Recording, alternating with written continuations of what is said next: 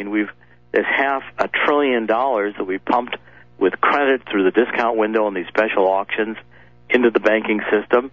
That's all just made-up loaned money. The dollar is at 1.58, $1.58 to the euro. I think if we weren't supporting the dollar yet in terms of market manipulations through the Fed, which we're doing, the dollar could easily be over $1.60 to the euro. And I'm predicting the dollar could go to, within the next 2 years, could be $2 to the euro. Okay, you just said supporting the dollar. With one set of policies, the White House has been propping it up, but then with the other set of policies, and I've seen this in their own publications, they want a slow slide of the dollar. Well, that's true. As to not cause war on the streets panic. Okay, so you agree with that. Go ahead. Yeah, I agree with that. But through the repo agreements and the other market manipulations that are being done at the Fed, there's attempts to prop up the dollar. But the major support we ought to be doing for the dollar, which is raising interest rates at the Fed, is not being done. As bad as Volcker was, he did that. And he did it. He put rates up to double digit in the Reagan administration, and it was the medicine we needed to get inflation under control and to strengthen the dollar. It set up the expansion of the 1990s. This is doing the exact opposite. Our Fed is holding discount rates at 2%, while the European Central Bank has interest rates at 4.25. But see, that makes people, for that don't know, buy foreign securities, not ours, and go into foreign currency. They go, the foreign currency markets are moving into the euro. Let me ask you this. Let me ask you just not an academic question, but a more boots on the ground question, just as an observation, an intelligence observation.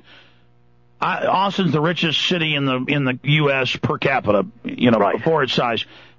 Most of the really rich billionaires that I either know or have connections to have left. I mean, left the country a couple years ago saying it's going to fully collapse. That's why I was telling people one of the reasons. I read about it, too, and, Dick Cheney buying a house in Dubai and Blackwater moving outside the country and Halliburton leaving, and everybody's leaving, Anheuser-Busch being bought. I mean, what does that signal? I was reading the top billionaires in Israel have all moved out, completely pulled up stakes and gone to London. What's going on? Well, the only solution we have right now to the asset crisis going on, the banks having to borrow their assets from the Federal Reserve, the discount window, and these auctions, is new capital. And the new capital is going to, essentially, we're at the stage where the USA is going to be up for sale. That's the next phase of this crisis. Oh, yeah. The dollar is going to continue to depreciate. We've had a devaluation under Bush. It just hasn't been announced. People are going to see dramatically increasing food prices. I mean, by the end of this year, which is only a few months, they're going to see dramatically increasing food prices. It's just now started. I mean, they could. Is it correct, sir, that normally, and maybe we can talk about why normally we see inflation hit the country that's had the inflation last? You feel it outside first with that currency, and then last, but overnight we see it climbing. Well, it's also in part because the Fed is, the statistics have lied for so long. They can't keep food and energy out of core inflation any longer because they've increased at these current rates for so long. They have to now be considered part of core inflation. And then they exponentially with energy make every other sector go up. That's exactly right. If we were measuring inflation the way we did in the 70s, we'd probably have to admit to double-digit inflation today. What is it, about 13? It would be about somewhere between 11 and 13% that we'd have to admit to. And with energy prices going up, as you point out, that's got a spillover effect to every possible thing. It's going to impact food first. That's where you're going to see it first. And food prices are going to increase dramatically. Because that's a commodity and tied into energy, so it's a double whammy. Both in the production and the delivery. Energy to produce the food, energy to deliver the food. And for both reasons, food prices, and also throw in that we're now using 25% of our corn production for ethanol, and that puts pressure on food prices worldwide. I've written about that in WorldNet Daily. Even the World Bank is now complaining that our ethanol... All right, let me ask you a financial question. I was on a local radio show for 2 hours this morning, the #1 morning show, and they were asking me what to do financially. And I said, look, I only interview all the experts and have seen them be right over the years, and I know a little bit about economics as I study it, but it's simple. They're devaluing the dollar. The globalists debased our industrial capacity, so this was the perfect setup to buy us up. Now we're in the, receivership end, or as you just put it, a more succinct... USA for sale. USA for sale, late great USA here. I said, I don't know what to tell you to do. I mean, obviously, gold, silver, that's only going to go up as the dollar dies. But at a certain point, what about food, housing? I mean, what do you do if you've got a $600,000 house that you know is really only worth $300,000, and as you said, it inflated numbers, so more like $100,000 or $200,000 what you bought it for? What do you do? I mean, let's take an average person, let's say, with $100,000 in savings and a $500,000 house with 2 SUVs and 1 kid in college and 1 in high school, and they're getting their retirement. I mean, what does that person do? Or what does somebody like me do that has a company with a bunch of employees and almost all my money is just sitting there as capital to run the company? Because I don't really run this company to make profits. I run it to get the message out. What do I do? Is it safe in the banks? I mean, you see what I'm saying. Well, the first thing people have got to do is protect their primary residential real estate. They got to make sure that they're not going to lose their homes. That's why I say get a realistic handle on what your market value of your current home is, even if you have to divide what you thought it was worth by half, and make sure your mortgage is paid down to under that level. Okay, explain to people, because they can come sometimes and demand the note off or grab it.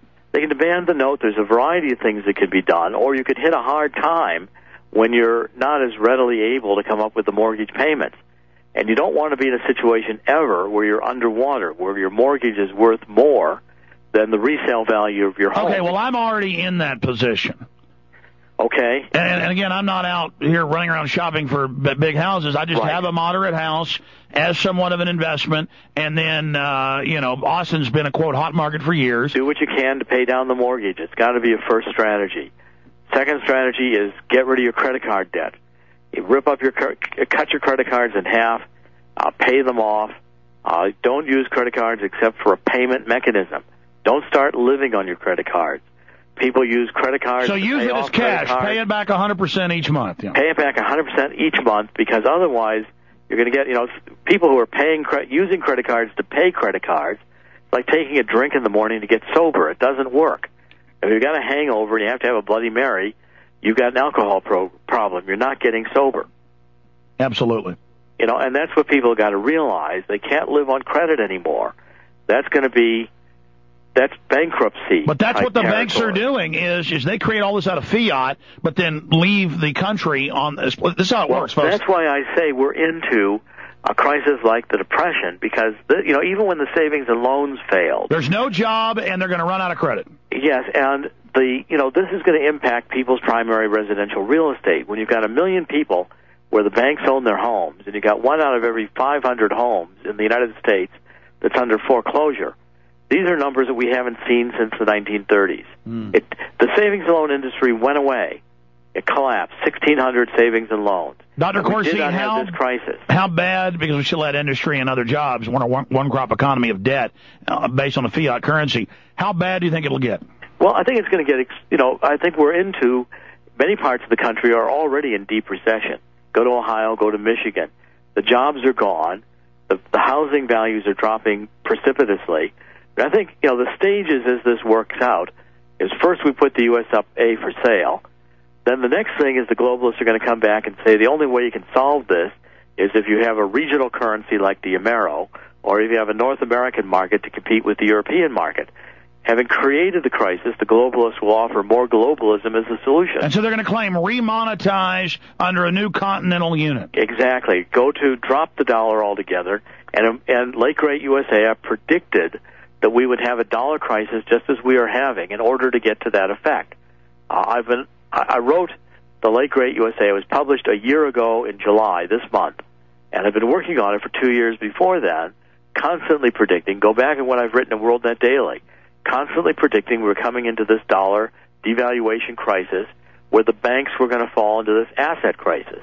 I've been predicting the bursting of the home bubble since about 2005. Now this is designed by the globalists in your research, or have they lost control? Well, either they designed it, or they're completely incompetent. I don't think that's the case. Greenspan only produced bubbles.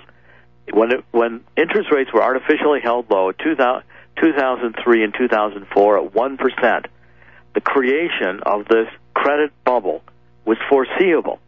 I've been arguing since 2004, 2005. I'm still arguing today that we need higher interest rates. Not because I want to slow down economic activity or I like the higher interest rates, but it's the only responsible thing to do. But see, what's dangerous is the bankers hate that, so what they'll do is they'll let us maybe put that in the day the market crashes and claim that did it. Well, but in fact, to a large extent, Greenspan did when he was trying to raise interest rates. Immediately, they came off of that as a crisis, saying, "Look, we just burst the bubble on the housing market, and the economy is going into the tank." I mean, that was happening in 2007. Now we've got interest rates back to 2%, and it makes no sense at all today to have interest rates at 2%. Because that makes the dollar plunge, which in the end decapitates us. The fellow that owns this network took a trip down to South America, down to Argentina, and he said they were hardly taking dollars. And, of course, if you were down in Argentina 3 years ago, they'd be fighting for them. I mean, when Go to Europe. Go to Europe and take the dollar to Europe and see how little you get.